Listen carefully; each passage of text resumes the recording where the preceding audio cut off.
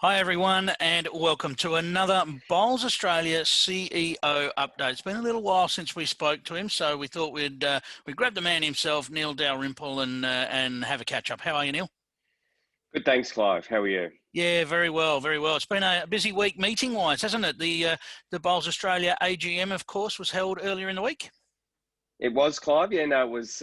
We had the AGM, a state consultative body meeting, which is a meeting of the state presidents and the state CEOs, and then we had a board meeting. So no, it's been a busy week, but a productive one.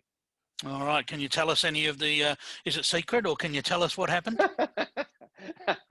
No, look, it was the AGM. I think for all the people watching, it's very much according to the Constitution. So the agenda's quite strict and set. So, but what we did have was an election. So, which doesn't, always happen every year. But it was good that we had a couple of candidates for an elected director's position. There were two positions up for grabs. One of them, according to our constitution, has to be a woman, and to fit our constitution, Louise Witten, who's a incumbent director, was nominated for that position, and she was duly elected. So Louise has returned to her role on the board. And for those that don't know, she plays a really important role. She chairs our Audit, Risk and Integrity Committee, Louise, in addition to our Hall of Fame Committee, and is a senior Australian Jackaroo as well. So she's a busy person, and look, it's great that she's returned to the board. And for the other position, we had Darryl Clout had stood down from that role. His term was up, and he did not seek re-election for that position.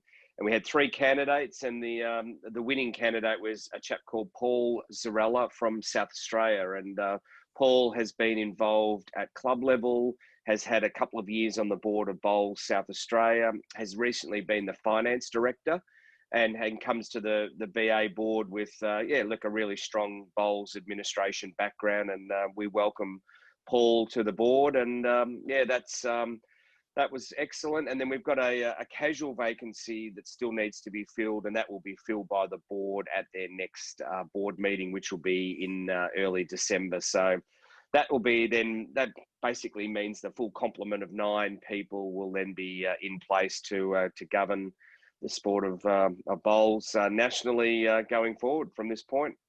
Fantastically. And speaking of going forward, there's in terms of returning to the sport and returning to bowls, the whole country is pretty much involved now in varying degrees.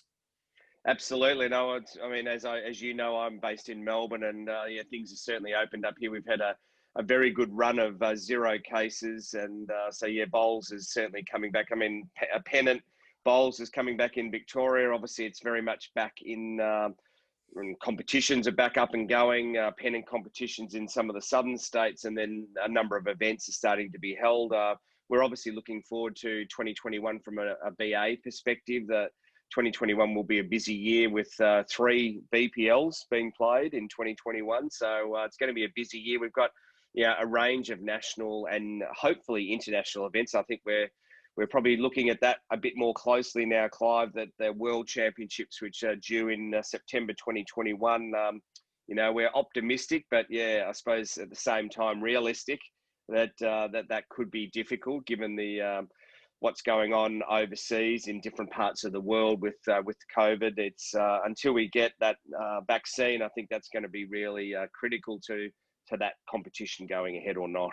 Of course, we encourage everyone out there to engage with the local clubs. Of course, the opportunity to have Christmas functions and so forth in various parts of the country is there.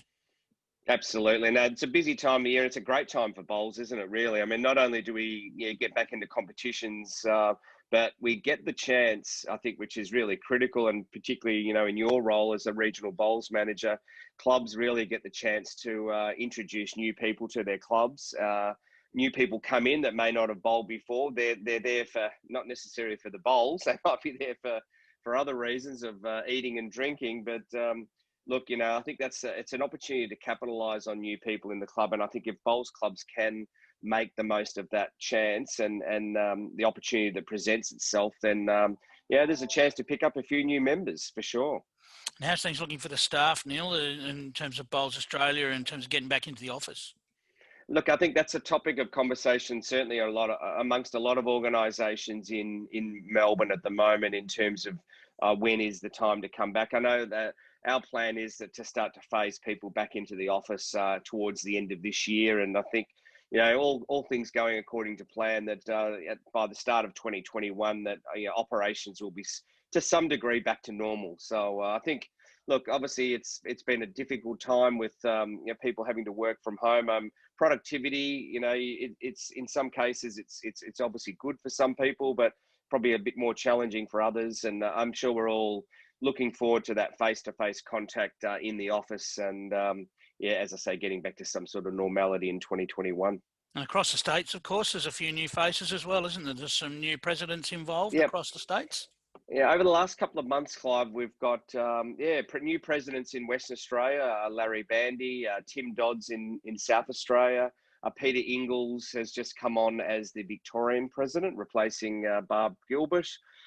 We've got David Pruce in the ACT, who has also just been recently elected. So that, and our good friend Vince Beard, who has been president and been on the board of Bowls New South Wales, the Royal, the Men's Association, has announced his retirement. So there will be a new president come the next AGM there.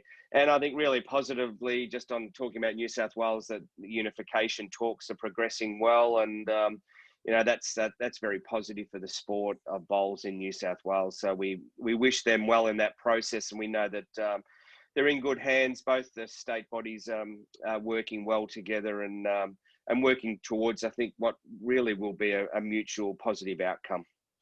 Speaking of some positives, with some events for 2021, the AO entries are opening very shortly. Well, it's exciting, isn't it, to get back out and play in tournaments like the Australian Open, and we'll be launching that in early December. Look, travel borders, they're slowly being relaxed. I think that come the start of 2021, I'm sure that most states will be opening up. I mean, it's going to be so important, Clive, for domestic travel, domestic tourism, to get those borders open, get people traveling in Australia. I mean, Australia's just done such a great job with COVID, and I think this is where we've got a chance to shine domestically from a tourism point of view. And the AO on the Gold Coast, what better way to experience a great holiday and play a whole lot of bowls on the Gold Coast on fabulous greens in the sun of Queensland. I can't wait to get out there myself, try those new bowls out.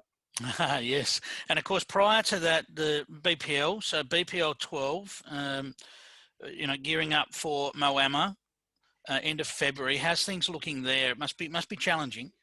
It is a little bit, but and Andrew Howie, our events manager, is working diligently, as he always does, and we're working closely. We had a meeting with Moama Bowling Club, the host club, and just really working our way through what we can and what we can't do, which is clearly very important. I mean, there are laws around the numbers of people that we can have in across the venue, and yeah, that's part of our planning process. We want to maximise the number of people that we can have, because that creates that atmosphere at the BPL. As you very well know, it's important to have a crowd, and the players can really feed off the crowd, and the critical to that atmosphere. So look, we're very optimistic. I mean, it looks like we will be able to get a reasonable number of people into the venue to make that create that atmosphere. So I think everyone's going to be pretty happy. And I know, like, the feeling in the community, particularly in Melbourne, is once we can get out and start doing things, I think the BPL will be very much along those lines. That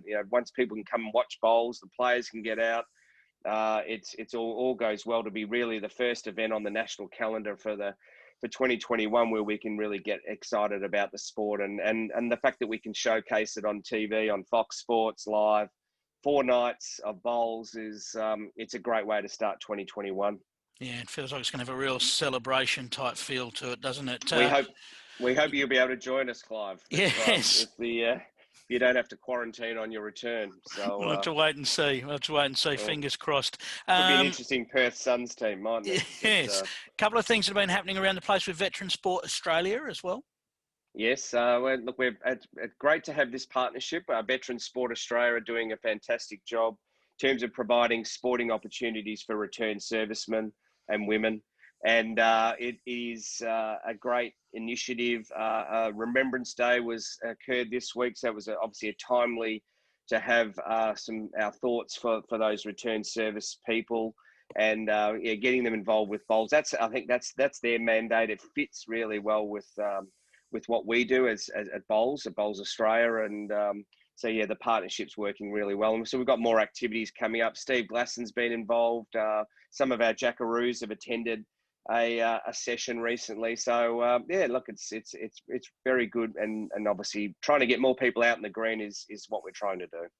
And there's one coming up at the Greens, North Sydney, on Sunday, November the 22nd. You can get all the details via the events tab on Facebook there. So get along and enjoy that. Something a bit different is going to be the awards night. So November 19, it's going to be a little different. Absolutely. We've actually filmed the event, and so it's ready to go. It will be live insofar as it will be live on our screens via Facebook and the BA website. Look, it's yeah, unfortunately not able to get together face to face, but the fact that we're recognising people who have contributed across a range of areas in our sport is, volunteers, coaches, clubs, it's that recognition. And I know that the people that will win those awards and the people that have been nominated are very proud, and this means a lot to them. And for some people it's the highlight of their bowling careers or their bowling lives, and sometimes it's the highlight of their life to win an award such as this. So I think recognition is important, and this event, which will be next Thursday, will be well attended, I hope. And please tune into this awards night. It won't go for very long. You'll sit back and watch a good hour or so of recognition of within the sport of bowls in Australia. Yep, 7:30 Australian Eastern Daylight Savings Time. So make your adjustments wherever you are so that you can tune in and watch that. Neil, thank you very much for your time. Of course, people want more information. We always encourage them to visit bowls.com.au. We can get all of the latest information. Follow Bowls Australia on the social media channels as well. Neil, thanks for your time. Thanks, Clive. Great. All right, we'll catch you next time.